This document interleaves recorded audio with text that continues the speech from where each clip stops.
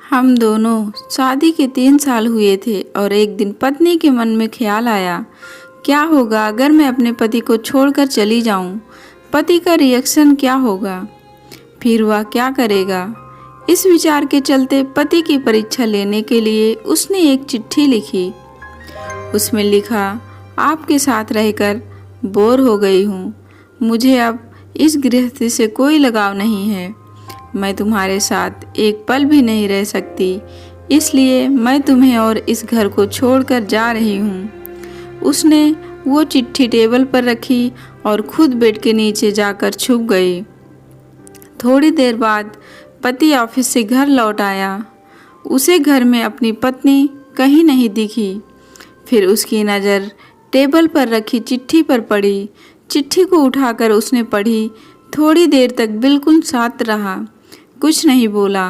फिर उसने उसी चिट्ठी में पीछे कुछ लिखा और अपने मोबाइल में गाने बजाकर ज़ोर ज़ोर से नाचने लगा। फिर उसने अपने कपड़े बदले और अपनी एक फ्रेंड को फ़ोन लगाया और कहने लगा, मैं आज आज़ाद हो गया हूँ। मेरी बीवी को आखिरकार ये एहसास हो ही गया कि वह मेरे काबिल नहीं है, इसलिए वह खुद ही मुझे छोड़कर हमेशा के लिए चली गई है और मैं अब आज़ाद हो गया हूँ। तुमसे अभी सामने वाले बगीचे में मिलना चाहता हूँ। फटाफट वहाँ आकर मुझे मिलो। ऐसा कहकर पति घर के बाहर निकल गया। दोनों आंखों में आंसू की धारा लिए पत्नी बेड के नीचे से बाहर निकली। उसके हाथ थर थर काँप रहे थे। कांपते हाथों से उसने टेबल पर रखी वो चिट्ठी उठाई और पढ़ी, जिसमें पति ने लिखा था, अरे पगलेट, तुम्हें तो ठीक से छुपना भी नहीं आता। बेड के नीचे से तुम्हारे पैर दिख रहे हैं। तुम जल्दी से गर्मा गर्म चाय बनाओ और मैं सामने की दुकान से बिस्किट लेकर आता हूँ। मेरे जीवन में खुशी तुम्हारे आने से है। आधी खुशी तुझे सताने में है और आधी तुझे मनाने में।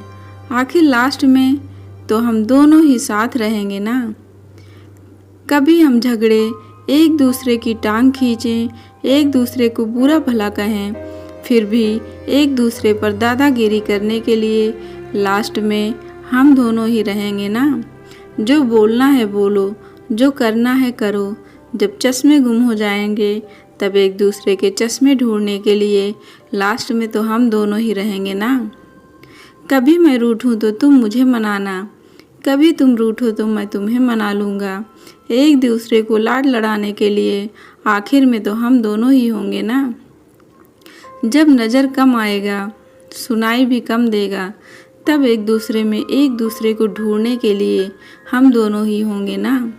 जब घुटनों में दर्द बढ़ जाएगा, कहीं आना जाना भी बंद हो जाएगा, तब एक दूसरे के नाखून काटने के लिए हम दोनों ही होंगे ना।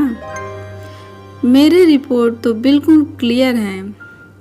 आई एम ऑल राइट बोलकर एक दूसरे को चिढ़ाने के लिए आखिर तो हम दोनों ही होंगे ना। जब हम दोनों का साथ छूटेगा, अंतिम विदाई होगी, तब एक दूसरे को माफ़ करने के लिए आखिर हम दोनों ही होंगे ना। आखिर में सिर्फ हम और सिर्फ हम दोनों ही होंगे ना। दोस्तों, आपको कहानी पसंद आई हो तो वीडियो को लाइक, शेयर और चैनल को सब्सक्राइब करें। धन्यवाद दोस्तों।